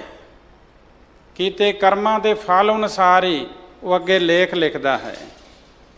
ਕਿਸੇ ਨੂੰ ਆਪਣੇ ਨੇੜੇ ਕਰ ਲੈਂਦਾ ਹੈ, ਕਿਸੇ ਨੂੰ ਦੂਰ ਕਰ ਦਿੰਦਾ ਹੈ, ਕਿਸੇ ਨੂੰ ਸੁੱਖ ਮਿਲਦਾ ਹੈ, ਕਿਸੇ ਨੂੰ ਦੁੱਖ ਮਿਲਦਾ ਹੈ। ਇਹ ਆਪਣੇ ਕੀਤੇ ਕਰਮਾਂ ਦੇ ਸੰਸਕਾਰਾਂ ਅਨੁਸਾਰ ਹੈ। ਇੱਕ ਨਾ ਕੂਰਨ ਚਨੇ ਬਣਾਵੇ। ਕੂੜੇ ਵਿੱਚ ਡਿੱਗੇ ਹੋਏ ਚਨਿਆਂ ਦੇ ਦਾਣੇ ਚੁੱਗ ਚੁੱਗ ਕੇ ਖਾਣ 'ਤੇ ਵੀ ਬੰਦਾ ਮਜਬੂਰ ਹੋ ਜਾਂਦਾ ਹੈ। ਜਦੋਂ ਸ਼ਾਹਜਹਾਨ ਨੂੰ ਆਗਰੇ ਤੋਂ ਲਿਆਂਦਾ ਜਾ ਰਿਹਾ ਸੀ ਦਿੱਲੀ, ਇੱਕ ਵਾਰੀ ਉਹਨੇ ਆਖਿਆ ਮੇਰੇ ਹੱਥ ਖੋਲ੍ਹੋ। ਚਨੇ ਦੀ ਖੇਤੀ ਆਈ। ਚਨੇ ਦੇ ਬੂਟੇ ਹੁੰਦੇ ਨਾ, ਉਹਦੇ ਪੱਤੇ ਜਿਹੜੇ ਖੱਟ ਮਿੱਠੇ ਹੁੰਦੇ ਨੇ, ਉਹਦੀ ਚਟਨੀ ਬਣਾ ਕੇ ਭੋਜਨ ਦੇ ਨਾਲ ਵੀ ਖਾਧੀ ਜਾਂਦੀ। ਕਹਿੰਦਾ ਮੇਰੇ ਹੱਥ ਖੋਲ੍ਹੋ, ਮੈਂ ਚਣਿਆਂ ਦੇ ਪੱਤੇ ਖਾ ਲਵਾਂ, ਮੈਨੂੰ ਭੁੱਖ ਲੱਗੀ ਹੋਈ ਹੈ। ਉਹਨਾਂ ਆਖਿਆ ਸਾਨੂੰ ਆਰਡਰ ਨਹੀਂ ਤੇਰੇ ਹੱਥ ਖੋਲ੍ਹਣ ਦਾ। ਉਹ ਕਹਿੰਦਾ ਫਿਰ ਮੈਨੂੰ ਇੰਨੀ ਕੁ ਆਗਿਆ ਤੇ ਦੇ ਦਿਓ ਵੀ ਮੈਂ ਖਾ ਲਵਾਂ। ਉਹ ਕਹਿੰਦੇ ਖਾ ਸਕਦਾ ਤੇ ਖਾ ਲੈ। ਫਿਰ ਉਹਨੇ ਗੋਡੇ ਜ਼ਮੀਨ ਦੇ ਉੱਤੇ ਲਾ ਕੇ ਮੂਧੇ ਮਾਰ ਕੇ ਪਸ਼ੂਆਂ ਵਾਂਗੂ ਮੂੰਹ ਮਾਰ ਕੇ ਉਹ ਪੱਤੇ ਖਾਧੇ ਸਨ। ਤੇ ਕਿੱਥੇ ਉਹ ਰਾਜ ਤਖਤ ਦਾ ਮਾਲਕ ਸੀ। ਬੰਦਾ ਜਿਹੜਾ ਹੈ ਉਹ ਪਰਮਾਤਮਾ ਦਾ ਦਿੱਤਾ ਖਾਂਦਾ ਵੀ ਹੈ ਤੇ ਪਹਿਨ ਦਾ ਵੀ ਹੈ, ਪਰ ਜਿਸ ਨੇ ਦਿੱਤਾ ਹੈ ਜਿਨ ਦੀਏ ਤਿਸੇ ਨਾ ਜਾਣੈ ਸਵਾਨ। ਕੁੱਤੇ ਵਰਗੇ ਸੁਭਾਅ ਵਾਲਾ ਮਨੁੱਖ, ਇੱਥੇ ਕੁੱਤੇ ਦਾ ਕਿਹੜਾ ਸੁਭਾਅ ਅੰਕਿਤ ਕੀਤਾ? ਲਾਲਚੀ ਸੁਭਾਅ। ਜਿਹੜਾ ਲਾਲਚੀ ਮਨੁੱਖ ਹੈ, ਜਿਉਂ ਕੂਕਰ ਹਰਕਾਇਆ ਧਾਵੇ ਦਹਿ ਦਿਸ ਜਾਏ, ਲੋਭੀ ਜੰਤ ਨਾ ਜਾਣੇ ਭਖ ਅਭਖ ਸਭ ਖਾਏ। ਜਿਹੜਾ ਲਾਲਚੀ ਬੰਦਾ ਹੈ ਨਾ, ਉਹ ਖਾਣ ਯੋਗ ਨਾ ਖਾਣ ਯੋਗ ਸਭ ਵਸਤੂਆਂ ਗ੍ਰਹਿਣ ਕਰਦਾ ਹੈ। ਉਹ ਫਿਰ ਜਿੱਦਾਂ ਹਰਕਾਇਆ ਕੂਕਰ ਆਪਣੇ ਮਾਲਕ ਨੂੰ ਵੀ ਕੱਟ ਲੈਂਦਾ ਹੈ। ਜਿਹੜਾ ਲਾਲਚੀ ਬੰਦਾ ਹੈ ਉਹ ਆਪਣਿਆਂ ਤੇ ਪਰਾਇਆਂ ਵਿੱਚ ਕੋਈ ਫਰਕ ਨਹੀਂ ਕਰਦਾ। ਜਿਹੜਾ ਉਹਦੇ ਗ੍ਰਿਫਤ ਵਿੱਚ ਆ ਜੇ ਉਹਨੂੰ ਹੀ ਠੱਗ ਲੈਂਦਾ ਹੈ। ਤੁਸੀਂ ਖਬਰਾਂ ਪੜ੍ਹਦੇ ਹੋ, ਮੀਡੀਆ ਦਾ ਜ਼ਮਾਨਾ ਹੈ। ਕਿਤੇ ਭਰਾ ਨੇ ਭਰਾ ਨੂੰ ਠੱਗ ਲਿਆ, ਚਾਚੇ ਨੇ ਭਤੀਜੇ ਨੂੰ ਠੱਗ ਲਿਆ, ਮਾਂ ਪੁੱਤ ਨੇ ਮਿਲ ਕੇ ਪਿਓ ਨੂੰ ਘਰੋਂ ਕੱਢ ਦਿੱਤਾ, ਉਹਦੀ ਜਾਇਦਾਦ ਲਿਖਾ ਲਈ। ਖਬਰਾਂ ਪੜ੍ਹੇ ਹੋ। ਮਾਇਆ ਪਿੱਛੇ ਪਤਨੀ ਨੇ ਪਤੀ ਦਾ ਕਤਲ ਕਰ ਦਿੱਤਾ, ਪਤੀ ਨੇ ਪਤਨੀ ਨੂੰ ਮਾਰ ਦਿੱਤਾ। ਖਬਰਾਂ ਪੜ੍ਹਦੇ ਹੋ। ਇਹ ਜਿਹੜੇ ਮਨੁੱਖ ਐਸਾ ਕਰਦੇ ਨੇ, ਲਾਲਚ ਵਿੱਚ ਆ ਕੇ ਕਰਦੇ ਨੇ, ਤੇ ਉਹਨਾਂ ਦਾ ਸੁਭਾਅ ਕੂਕਰ ਵਾਲਾ ਹੈ, ਲਾਲਚੀ ਸੁਭਾਅ। ਐਸੇ ਸੁਭਾਅ ਦੇ ਬੰਦੇ ਉਸ ਪਰਮਾਤਮਾ ਦਾ ਸ਼ੁਕਰ ਨਹੀਂ ਕਰਦੇ ਜਿਸ ਪਰਮਾਤਮਾ ਨੇ ਇਹ ਪਦਾਰਥ ਦਿੱਤੇ ਹੁੰਦੇ ਨੇ। ਇੱਕ ਵਾਰੀ ਵੀ ਰੱਬ ਦਾ ਸ਼ੁਕਰਾਨਾ ਨਹੀਂ ਕਰਦੇ। ਜਿਨ ਦੀਏ ਤਿਸੇ ਨਾ ਜਾਣੇ ਸਵਾਨ। ਨੌਵੇਂ ਪਾਤਸ਼ਾਹ ਬੜਾ ਸੋਹਣਾ ਫਰਮਾਉਂਦੇ ਨੇ ਆਸਾ ਰਾਗ ਦੇ ਵਿੱਚ। ਕਹਿੰਦੇ ਬਿਰਥਾ ਕਹੂੰ ਕੌਣ ਸਿਉ ਮਨ ਕੀ। ਮੈਂ ਆਪਣੇ ਮਨ ਦੀ ਹਾਲਤ ਕਿਹਦੇ ਅੱਗੇ ਬਿਆਨ ਕਰਾਂ। ਲੋਭ ਗਰਸਿਓ ਦਸਹੂੰ ਦਿਸ ਧਾਵਤ, ਆਸਾ ਲੱਗਿਓ ਧਨ ਕੀ। ਕਹਿੰਦੇ ਲੋਭ ਵਿੱਚ 10 ਪਾਸਿਆਂ ਦੌੜਦਾ ਰਹਿੰਦਾ ਮੇਰਾ ਮਨ, ਇਹਨੂੰ ਧਨ ਦੀ ਆਸਾ ਲੱਗੀ ਹੋਈ। ਇਹ ਕੇਵਲ ਮਾਇਆ ਵਿੱਚ ਹੀ ਗਲਤਾਨ ਹੋਇਆ ਪਿਆ ਹੈ।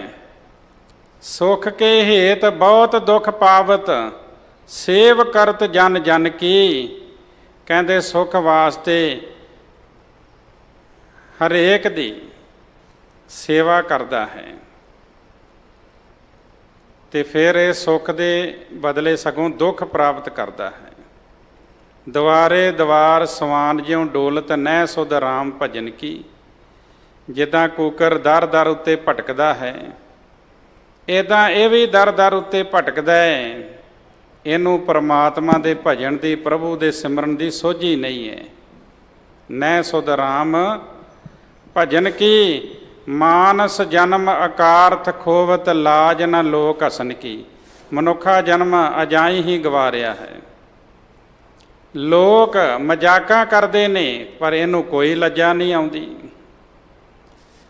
ਨਾਨਕ ਹਰ ਜਸ ਕਿਉਂ ਨਹੀਂ ਗਾਵਤ, ਕਮਤ ਬਿਨਾਸੇ ਤਨ ਕੀ। ਹਰੀ ਦਾ ਜਸ ਕਿਉਂ ਨਹੀਂ ਗਾਉਂਦਾ, ਤੇਰੀ ਜਿਹੜੀ ਭੈੜੀ ਮੱਤ ਹੈ ਨਾ, ਉਹਦਾ ਨਾਸ ਹੋ ਜਾਵੇ। ਗਾਇਆ ਕਰ, ਸਿਮਰਿਆ ਕਰ ਰੱਬ ਨੂੰ। ਕਹਿਣ ਲੱਗੇ ਜਿਨ ਦੀਏ ਤਿਸੇ ਨਾ ਜਾਣੇ ਸਵਾਨ। ਜਿਸ ਪਰਮਾਤਮਾ ਨੇ ਪਦਾਰਥ ਦਿੱਤੇ ਨੇ, ਉਹਦਾ ਨਾਂ ਨਹੀਂ ਜਪਦਾ। ਇਹ ਪਰਿਵਾਰ ਨਾਲ ਲੱਗ ਗਿਆ, ਇਹ ਸਰੀਰ ਨਾਲ ਲੱਗ ਗਿਆ, ਮਾਇਆ ਵਿੱਚ ਗਲਤਾਨ ਹੋ ਗਿਆ। ਤੇ ਸਾਹਿਬ ਨੇ ਕਹਿ ਦਿੱਤਾ ਜਾਗ ਲਿਹੋ ਰੇ ਮਨਾ, ਕਹਾਂ ਗਾਫਲ ਸੋਇਓ। ਜੋ ਤਨ ਉਪਜਿਓ ਸੰਗ ਹੀ, ਸੋ ਪੀ ਸੰਗ ਨਾ ਹੋਇਓ। ਜਿਹੜਾ ਸਰੀਰ ਜਨਮ ਵੇਲੇ ਤੇਰੇ ਨਾਲ ਆਇਆ, ਉਹਨੇ ਵੀ ਇੱਥੇ ਰਹਿ ਜਾਣਾ ਹੈ। ਮਾਤ ਪਿਤਾ ਸੁਤ ਬੰਧ ਜਨ ਹਿਤ ਜਾਸਿਓ ਕੀਨਾ, ਜੀਓ ਛੂਟਿਓ ਜਬ ਦੇ ਤੇ ਡਾਰ ਅਗਨ ਮੈਂ ਦੀਨਾ। ਮਾਂ ਪਿਓ ਪੁੱਤਰ ਮਿੱਤਰ ਜਿੰਨੇ ਵੀ ਹਨ, ਜਿਨ੍ਹਾਂ ਨਾਲ ਤੂੰ ਪਿਆਰ ਪਾਇਆ, ਜਦੋਂ ਇਹ ਆਤਮਾ ਉਡਾਰੀ ਮਾਰ ਗਿਆ ਤੇ ਸਰੀਰ ਇੱਥੇ ਰਹਿ ਗਿਆ, ਉਹਨਾਂ ਨੇ ਜਾ ਕੇ ਅਗਨ ਭੇਟ ਕਰ ਦੇਣਾ, ਇਹਦੋਂ ਵੱਧ ਕੁਝ ਨਹੀਂ ਕਰਨਾ। ਉਸ ਪਰਮਾਤਮਾ ਨੂੰ ਸਿਮਰਿਆ ਕਰ। ਕਹੋ ਨਾਨਕ ਹਮ ਲੂਣ ਹਰਾਮੀ, ਬਖਸ਼ ਲੈ ਪ੍ਰਭ ਅੰਤਰ ਜਾਮੀ। ਕਹਿਣ ਲੱਗੇ ਅਸੀਂ ਜੀਵ ਨਾ ਸ਼ੁਕਰੇ ਹਾਂ, ਤੇ ਰੱਬ ਜੀ ਤੁਸੀਂ ਦਿਲ ਦੇ ਜਾਣਨ ਵਾਲੇ ਹੋ, ਅੰਤਰਜਾਮੀ ਹੋ, ਸਾਨੂੰ ਬਖਸ਼ ਲਓ, ਬਖਸ਼ ਲਓ। ਸ਼ਰਨ ਭਰੇ ਕੀ ਰਾਖ ਦਿਆਲਾ। ਤੇ ਉਹ ਪਰਮਾਤਮਾ ਬਖਸ਼ਿੰਦ ਹੈ, ਬਖਸ਼ ਲੈਂਦਾ ਹੈ। ਸਤਿਗੁਰੂ ਕਿਰਪਾ ਕਰਨ, ਨਾਮ ਦੀ ਦਾਤ, ਸੇਵਾ ਸਿਮਰਨ ਦੀ ਦਾਤ, ਪਾਵਨ ਦਰ ਦੀ ਹਾਜ਼ਰੀ ਭਰਨ ਦਾ ਬਲ ਬਖਸ਼ਣ, ਹੋਈਆਂ ਬੇਅੰਤ ਭੁੱਲਾਂ ਦੀ ਖਿਮਾ। ਬਹੁਤ ਧੰਨਵਾਦ ਪ੍ਰਬੰਧਕਾਂ ਦਾ, ਸੰਗਤਾਂ ਦਾ। ਆਓ ਬੜੇ ਪਿਆਰ ਨਾਲ ਫਤਿਹ ਬੁਲਾਓ ਜੀ। ਵਾਹਿਗੁਰੂ ਜੀ ਕਾ ਖਾਲਸਾ, ਵਾਹਿਗੁਰੂ ਜੀ ਕੀ ਫਤਿਹ। ਰਾਮ ਕਲੀ ਮਹੱਲਾ ਤੀਜਾ। ਆਨੰਦ ਏਕ ਓੰਕਾਰ ਸਤਿਗੁਰ ਪ੍ਰਸਾਦਿ। ਆਨੰਦ ਪਿਆ